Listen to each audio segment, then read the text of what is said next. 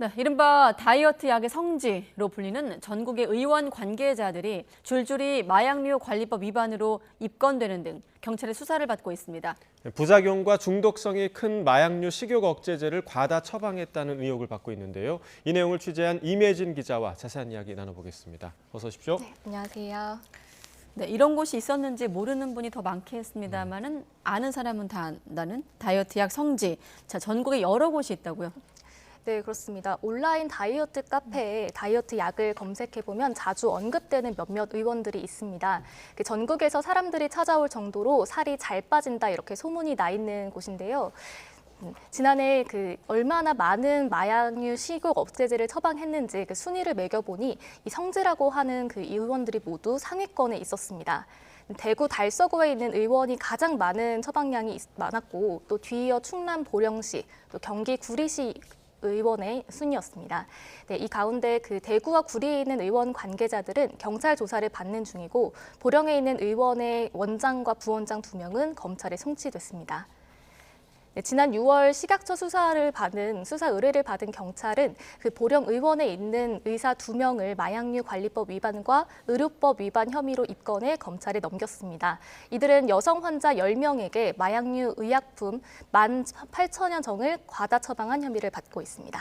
네, 자 18,000여 정이면 사실 숫자가 네. 좀 너무 커서 이게 어느 정도인지 좀 감이 안 오는데 얼마나 많은 겁니까? 네, 저도 이게 얼마나 많은 양인지 좀 실감이 안 났는데요. 이 3대 다이어트 약 성지 의원에서 마약류 식욕 억제제를 가장 많이 처방받은 환자들의 처방량을 보시면요. 충남 보령 의원에 다녔던 이 30대 여성은 한 해 동안 3,240정을 처방을 받았는데 식약처 기준에 따라서 3개월 동안 복용을 했다라고 계산을 해보면 하루 50여 정을 섭취한 셈이고요. 네, 1년 동안 꾸준하게 먹었다고 쳐도 하루 평균 8알이 넘는 마약류를 먹은 셈입니다. 식욕 억제제는 하루 한두 알 복용이 원칙적이기 때문에 네, 이런 추산으로 볼 때 경찰은 마약류 오남용 혐의를 의심하고 있습니다. 아까 3개월 복용했다고 하면 하루 50여 개 섭취? 네, 좀 믿어지지 않는 숫자이긴 한데 자, 이번에 취재하면서 임 기자가 직접 구리에 있는 의원에서 진료를 받아봤다고요? 네, 병원 문을 열기 전부터 사람들이 계속 이렇게 찾아오는 모습을 볼 수 있었는데 몸무게와 키를 재고 또 간호사와 간단하게 문진표를 작성한 다음에 의사와 대면하는 시간은 1분도 채 되지 않았습니다. 형식적인 질문들이 오갔었고 이후에 수납을 하면서 간호사가 복약에 대해서 간단하게 설명하는 게 전부였습니다. 네, 그런데 이렇게 발부받은 처방 전에는 펜디메트라진이라는 성분이 있었습니다. 마약류 식욕 억제제 가운데 하나인데요. 중독성이나 내성 때문에 주의해서 다뤄야 하는 의약품입니다. 이 체질량 지수가 정상 범위에 있음에도 쉽게 처방이 됐고 함께 간 저희 취재진도 이 약품을 어렵지 않게 처방받을 수 있었습니다. 네, 이 부분도 문제네요. 체질량 지수가 정상 범위였는데도 쉽게 처방받았다. 네. 그리고 뭐 어렵지 않게 처방받는 것도 사실 문제일 것 같은데 네. 이렇게 어렵지 않게 처방받은 식욕 억제제를 복용했을 때 어떤 문제가 좀 발생을 하나요? 네, 이런 펜디메트라진 또 나비약으로 유명한 펜타민 같은 식욕 억제제들은 모두 각성제 성분입니다. 사람의 긴장 상태로 만들어주는 교감신경계를 활성화시켜서 식욕을 떨어뜨리는 효과가 있습니다. 이 때문에 심장 박동이 빨라진다거나 또 식은땀이 흐르는 그런 증상이 가장 많이 나타납니다. 특히 중독될 경우에는 불안 장애 같은 증상, 정신질환도 생길 수도 있습니다. 이 비만 치료를 하고 있는 정신과 교수의 이야기 직접 들어보시겠습니다. 환자들이 과도하게 쓰다 보면은 이 약들의 특징은 뭐냐면 정말 심한 경우에는 정신병까지도 유발할 수가 있어요. 이 약이 또 금단 현상이 또 심할 수가 있는데 두드러지는 것, 이제 우울증이나 무기력증 같은 것들이 발생할 수 있거든요. 네, 이 때문에 식약처에서는 3개월 이내로 처방하도록 기준을 제시하고 있지만 잘 지켜지지 않고 있는 상황인 겁니다. 네, 방금 얘기는 한마디로 하면 살 빼려다가 고혈압도 얻을 수 있고 또 아까 불안장애라고 했나요? 정신질환도 그러니까 병을 얻을 수도 있는 그런 위험이 있다는 얘기인데 자, 이 식욕 억제제 말고도 의료기관이 마약류를 오남용하는 경우도 많다면서요?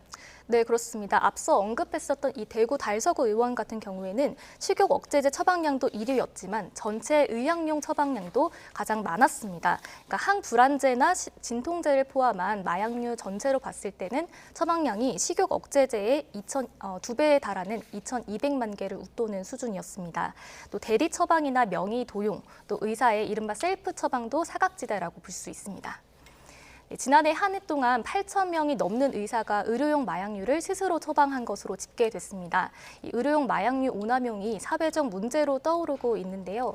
경찰은 얼마 전 의료인이 마약류 중독자로 의심된다면 마약류 중독 진단 검사를 반드시 할 수 있도록 지침을 내리기도 했습니다. 올해 7월까지 식약처가 마약류 오남용이 의심된다며 경찰에 수사를 의뢰한 병원과 의원은 모두 57곳입니다. 네. 자, 의료인이 스스로 이제 처방을 이렇게 하는 것도 좀 문제가 될 것 같은데 네. 최근 연예인들에 대한 마약 수사가 굉장히 좀 많잖아요. 그 수사 상황을 좀 정리를 좀 해주시죠. 네, 인천경찰청 마약범죄수사계는 지금까지 배우 이선균 씨와 가수 지드래곤 등 7명을 마약류 관리법 위반 혐의로 수사하고 있는데요. 이 가운데 작곡가 정다은 씨와 유흥업소 실장에 대해선 어느 정도 혐의를 입증해 검찰에 넘겼습니다. 네, 또 남양유업 창업주 외손녀인 황하나 씨 등 3명도 계속 입건 전 조사를 받고 있습니다. 네. 자, 그런데 가수 지드래곤 권지용 씨와 배우 이선균 씨 모두 마약 정밀 검사에서 음성이 나온 것 아니겠습니까? 네, 두 사람 모두 국립과학수사연구원에서 정밀 검사를 한 결과 음성 판정이 나왔습니다.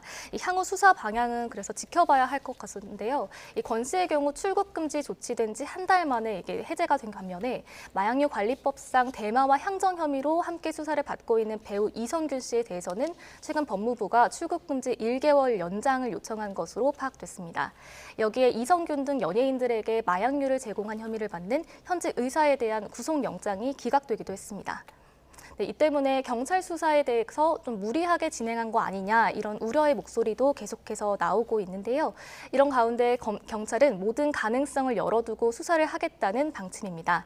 앞서 경찰청 고위 관계자는 음성 결과라도 마약 투약 정황이 확인되면 유죄 판결을 받는 경우도 있다. 이렇게 수사를 계속할 뜻을 이어갔습니다. 네, 모든 가능성을 열어놨지만 임 기자 말대로 부실 수사 논란은 여전한 것으로 보입니다. 추가 속보를 확인하도록 하겠습니다.